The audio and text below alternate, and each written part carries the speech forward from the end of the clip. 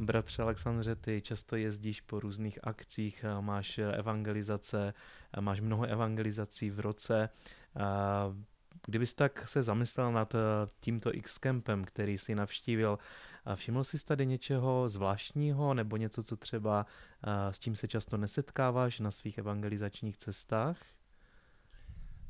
To, čo mňa veľmi milo prekvapilo, bola tá láskavosť a pozornosť tých hostiteľov a tých, ktorí uvádzali a teda držali ten poriadok tuto, že tu nejednalo sa, nebol povýšený poriadok nad lásku, že tu skutočne nad všetkými tými vzťahmi, aj tými pracovnými, aj tými výkonnými vzťahmi vlastne vládla tá Božia láska a to niekedy mi chýba pri tých organizačných stretnutiach, tam, kde je organizácia, niekde vidím viac nervozity alebo viac takej nespokojnosti a viac kritiky, že to takto malo byť alebo hen tak malo byť.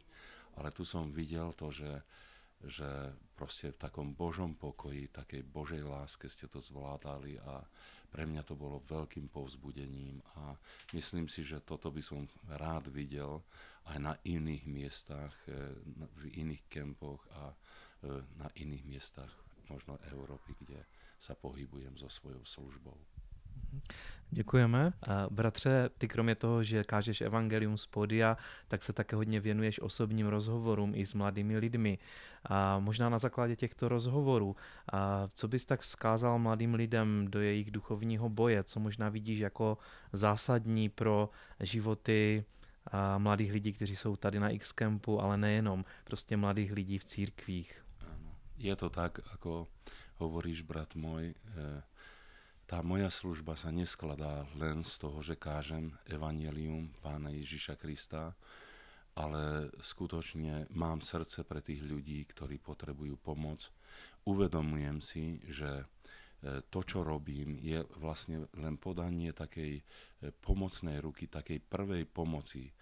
A to všetko ostatné, ďalšia tá služba vlastne je na vás, aby ste v tom pokračovali, aby ste tú následnú službu vlastne robili, zabezpečovali pre tých mladých ľudí, pretože je to nesmierne dôležité.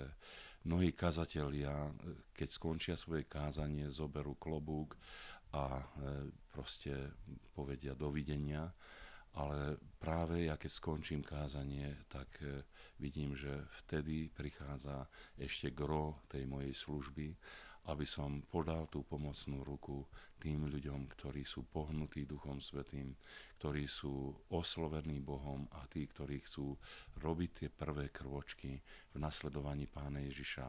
To, čo vlastne odkazujem mladým ľuďom a to, čo som aj tu videl v tomto kempe, že mnohí mladí ľudia uvideli svoju tvár v slove Božom ako zrkadle a mnohí reagovali a boli ochotní hneď riešiť ten svoj stav. Ale uvidel som aj skupinu iných mladých ľudí, ktorí asi reagujú takto. Ja mám ešte čas, proste ja ešte si chcem niečo užiť, ja ešte proste niečo chcem zažiť z toho života bez Krista.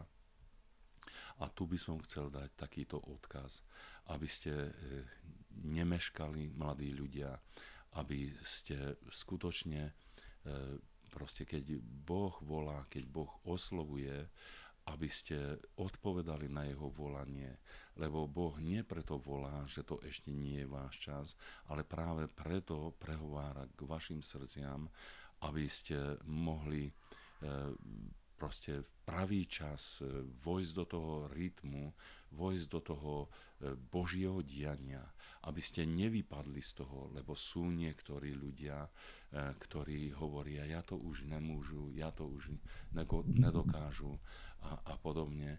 A to je, pretože majú pocit, že svoj čas, ten čas, keď ich volal Boh, keď ich Duch Svätý sa dotýkal a mocne dotýkal, oni tento čas premárnili. A ja preto vás povzbudzujem, aby vy mladí ľudia, aby ste neotáľali, aby keď Boh vás volá, keď Duch Svätý proste oslovuje veľmi osobne, vám odhaluje vaše srdce, tak aby ste proste nepremárnili ten čas, pretože môže to byť pre vás tragické. A tragické nie preto, že by vás Boh zavrhol, ale tragické to, že pôjdete na svoje vlastné cesty a nás zistíte, že nešli ste v živote za Ježišem, ale išli ste za svojou vlastnou hlavou, za svojimi vlastnými predstavami a tie vaše vlastné predstavy a vlastné žiadosti vás doviezli do močiara, odkiaľ sa už neviete pohnúť. Už ste zajatí vo svojich vlastných problémoch.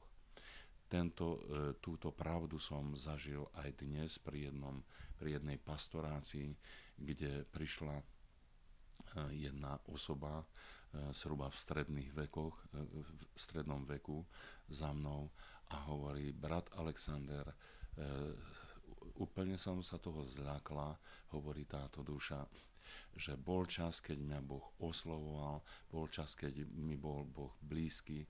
Ja som hovorila: Pane, ja ešte čas mám, a teraz už ako keby ma Boh nevolal, ako keby proste som vypadla z Božieho záujmu.